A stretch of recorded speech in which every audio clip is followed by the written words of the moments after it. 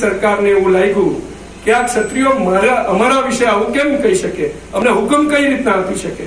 તો જે એક નાનકડા છોડને ખાતર આપી, પાણી આપી, આપણે વટવૃક્ષ બનાવ્યું, રાજ્યની મોટા મોટી પાર્ટી, દેશની મોટા મોટી પાર્ટી, અરે વિશ્વની મોટા મોટી પાર્ટી, પણ એવો છોડ વટવૃક્ષ બન્યા બાદ જો આપણને છાંયડો ન આપતો હોય તો આ ક્ષત્રિય સમાજ આવા વટવૃક્ષને કાપી ફેંકવાની પણ તાકાત ધરાવે છે. આ તાકાત ક્ષત્રિય સમાજની અંદર છે એ સાબિત કરવાનું યુદ્ધ છે.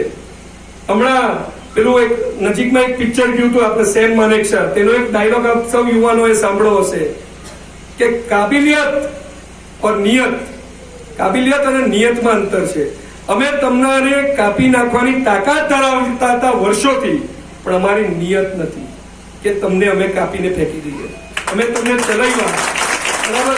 આ સમાજે 90% સમાજ જે એક પાર્ટીને વળેલો હતો આટલા વર્ષોથી, તો સતત આ સમાજ આ પાર્ટીને ચલાવતા આવ્યા, પણ તેમ છતાં અમારી કાબિલિયત પર અંતર કર્યું. કાબિલિયત પર અંતર કેમ કર્યા કે ત્રાજવામાં એક બાજુ 22 કરોડ ક્ષત્રિયો અને બીજી બાજુ એક વ્યક્તિ.